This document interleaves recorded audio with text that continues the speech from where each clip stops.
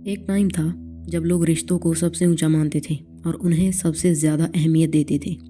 लेकिन ये बातें अब पुराने वक्त के साथ पुरानी हो चुकी हैं और आज का इंसान अगर किसी चीज़ को सबसे ज़्यादा अहमियत देता है तो वो है पैसा, जिसके सामने कोई भी रिश्ता नहीं टिक पाता।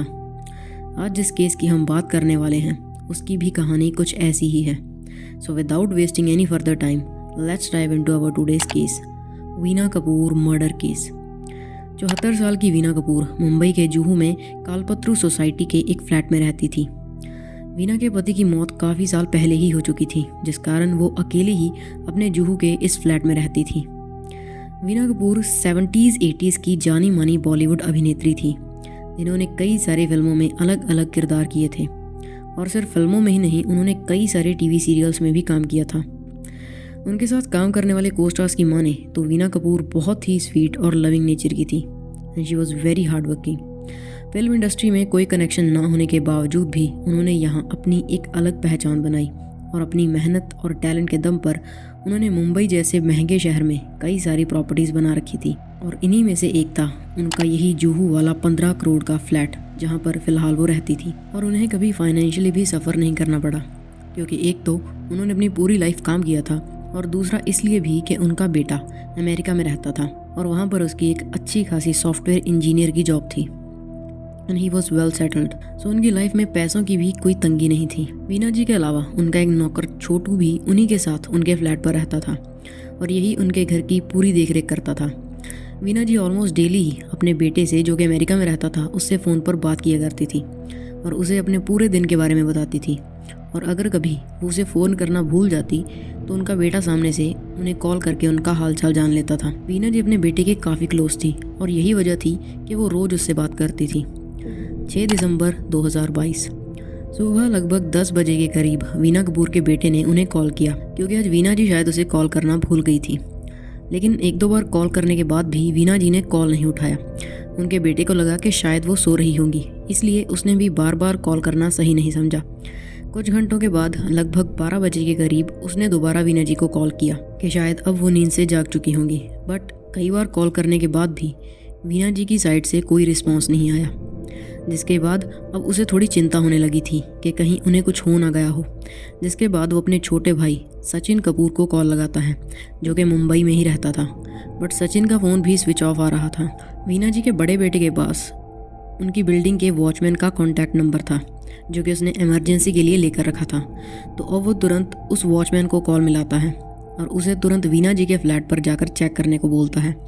वो वॉचमैन तुरंत लिफ्ट लेकर वीना जी के फ्लैट पर पहुंच जाता है और उनके फ्लैट की बेल को रिंग करता है। अगले कुछ मिनटों तक वॉचमैन वहां खड़े होकर दरवाज़ा खुलने का इंतज़ार करता रहता है और इस बीच वो दर्जनों बार बेल भी बजाता है, लेकिन वीना जी के फ्लैट से कोई भी दरवाज़ा खोलने नहीं आता, ना वीना जी ना उनका नौकर। जिसके बाद वो वॉचमैन ये बात उनके बेटे को बता देता है, जो सुनकर वो और ज़्यादा घबरा जाता है। लेकिन इसी के साथ वो वॉचमैन उसे एक और बात बताता है जो कि उसे काफ़ी वियर्ड लगती है। वॉचमैन उसे बताता है कि आज सुबह लगभग 6 बजे के करीब मैंने आपके छोटे भाई सचिन कपूर और वीना जी के नौकर छोटू को बिल्डिंग से निकलते हुए देखा था और उनके पास एक बड़ा सा फ्रिज का बॉक्स था। जिसके बाद वो लोग सचिन की गाड़ी में बैठे और वहाँ से चले गए और उसके बाद अभी तक वापस नहीं लौटे हैं। ये बात सुनने के बाद वीना जी का बड़ा बेटा डॉट्स कनेक्ट करने लगता है कि वीना जी का कुछ पता नहीं है, उसके भाई का भी फ़ोन स्विच ऑफ आ रहा है और वो गाड़ी में एक बड़ा सा बॉक्स लेकर अपनी माँ के घर से निकला था आखिरी बार। ये सब बातें सोचकर उसे डर लगने लगता है कि कहीं कोई अनहोनी ना हो गई हो। जिसके बाद वो बिना देर किए इंटरनेट से जुहू के उस एरिया के पुलिस स्टेशन का नंबर सर्च करता है और उन्हें कॉल करके पूरी सिचुएशन के बारे में बताता है और जल्द से जल्द उन्हें वीना जी को ढूंढने को बोलता है। पुलिस उसी वक्त कालपत्रु सोसाइटी पहुंच जाती है और वीना जी के फ्लैट का दरवाज़ा खोलकर वहां एंटर हो जाती है और पूरे फ्लैट को अच्छे से सर्च करने लगती है, मगर वहां पर उन्हें कोई भी नहीं मिलता, ना वीना जी और ना ही उनका नौकर। बट और भी सरप्राइज होने वाली बात यह थी कि वीना जी का फ़ोन वहीं फ्लैट में ही पड़ा था। उनके फ़ोन का घर में होना लेकिन उनका घर में ना होना, ये बात पुलिस को काफ़ी अजीब लगी। जिसके बाद वो वीना जी के नेबर से पूछताछ करने लगते हैं और उन्हें पता चलता है कि वीना जी के साथ इस फ्लैट पर पिछले काफ़ी महीनों से उनका छोटा बेटा सचिन भी रह रहा था। सचिन 43 साल का था and he was unmarried. Sachin को करियर में ज़्यादा सक्सेस नहीं मिली, जिस वजह से वो वहीं मुंबई में ही बच्चों को प्राइवेट ट्यूशन्स देता था और थोड़े बहुत पैसे कमा लेता था। लेकिन 2020 में जब लॉकडाउन लगा तो उसका ये काम भी बंद हो गया, जिसके बाद वो जुहू में ही वीना जी के साथ रहने आ गया और तब से वो यहीं पर रहता था। पुलिस सचिन को कांटेक्ट करने की कोशिश करती है, लेकिन सचिन का फ़ोन अब भी स्विच ऑफ आ रहा था और तब वो वीना जी के बड़े बेटे से कॉल करके उसे उसके छोटे भाई के बारे में पूछते हैं और तब वो उन्हें बताता है कि सचिन और उसकी माँ का रिश्ता बिल्कुल भी सही नहीं था। दोनों अक्सर एक दूसरे से झगड़ा करते थे और वीना जी सचिन को कुछ खास पसंद भी नहीं करती थी। और एक बात और, उन दोनों के बीच प्रॉपर्टी को लेकर एक कोर्ट केस भी चल रहा था और वो प्रॉपर्टी का केस वीना जी के उसी फ्लैट को लेकर था। ये सब बातें जानने के बाद पुलिस को इसी बात का शक हो रहा था कि कहीं सचिन ने ही अपनी माँ के साथ कुछ कर ना दिया हो। और जब पुलिस ये सब बातें सोच ही रही होती है तभी उनके पास सचिन का सामने से कॉल आ जाता है और वो उन्हें बताता है कि उसके फ़ोन की बैटरी डेड हो गई थी, इसीलिए उसका फ़ोन स्विच ऑफ हो गया था। जिसके बाद पुलिस उसे उसकी माँ के बारे में पूछती है, बट वो उन्हें बताता है कि वो तो सुबह जल्दी ही घर से निकल गया था और तब तो उसकी माँ घर पर ही थी और उसके बाद अगर वो कहीं गई होगी तो इस बारे में उसे नहीं पता। पुलिस को सचिन की कहीं किसी भी बात पर विश्वास नहीं होता और वो उसे पूछताछ के लिए सीधा पुलिस स्टेशन बुला लेते हैं। सचिन भी पुलिस के बुलाने पर पुलिस स्टेशन पहुंच जाता है और अब पुलिस उससे अच्छे से पूछताछ करती है। सचिन नर्वस हो रहा था पर वो अब भी यही कह रहा था कि उसे वीना जी के बारे में कुछ भी नहीं पता। बट जब पुलिस उससे ये पूछती है कि वो सुबह सुबह फ्रिज के बड़े से बॉक्स में क्या लेकर अपनी माँ के घर से निकला था, तब सचिन के पसीने छूटने लगते हैं और जब पुलिस उसे थोड़ा और फोर्स करती है तो वो पूरा सच उगल देता है। सचिन उन्हें बताता है कि उसकी माँ ने उसे कभी भी अपना बेटा माना ही नहीं, कभी भी उसने उससे प्यार से बात नहीं की। वो हमेशा मुझे कोसती रहती, डांटती रहती। जब मैं छोटा बच्चा था तब से मैं यही बात सुनता आ रहा हूँ कि मुझे पैदा ही नहीं होना चाहिए था। मैं उनके लिए एक बैड लक हूँ। अगर मैं ना होता तो उनकी लाइफ सुकून भरी होती। जिस दिन मैं पैदा हुआ था उसी दिन मेरे पापा को बिजनेस में बहुत बड़ा लॉस हुआ था, जिसके बाद मेरी फैमिली ने बहुत बुरा टाइम देखा और मेरे पापा भी डिप्रेशन में चले गए और इसी सदमे से जूझते जूझते मर गए। और मेरी माँ को पूरी ज़िंदगी यही लगता रहा कि इन सब का जिम्मेदार मैं हूँ और उन्होंने हमेशा मुझे डीमोटिवेट किया कि मैं कभी भी कुछ नहीं कर पाऊँगा। और ऐसा ही हुआ भी। मैं कभी भी कोई काम करने में सक्सेसफुल नहीं हो पाया, एक फेलियर ही बनकर रह गया।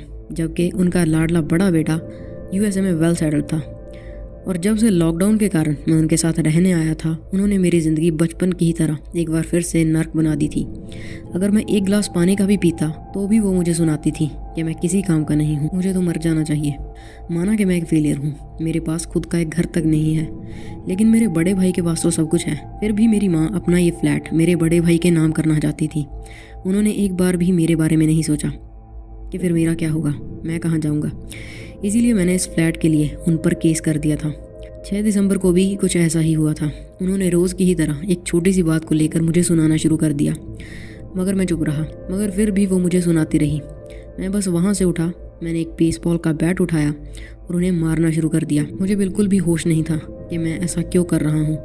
उनके शरीर से बहुत सारा खून निकल रहा था जो मेरे मुँह, मेरे कपड़ों, नीचे फर्श पर और दीवार तक पर भी गिरा। मगर मैं फिर भी उन्हें मारता रहा और 60-70 बार मैंने उन्हें उस बैट से मारा, जिसके बाद मेरा गुस्सा शांत हो गया।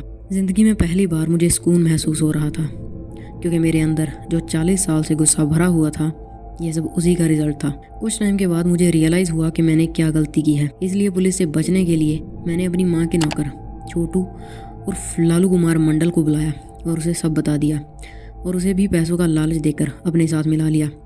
फिर हम दोनों ने वीना कपूर की बॉडी को फ्रिज के बड़े से कार्डबोर्ड बॉक्स में पैक कर दिया और मेरी कार में रखकर जुहू से 90 किलोमीटर दूर रायगढ़ डिस्ट्रिक्ट के एक जंगल में उनकी बॉडी को फेंक आए। जिसके बाद लालू भी अपने गांव के लिए निकल गया। सचिन की बताई हुई जगह से पुलिस ने वीना कपूर की बॉडी को रायगढ़ के जंगलों से रिकवर कर लिया, जिसकी कंडीशन बिल्कुल भी बयां करने लायक नहीं थी।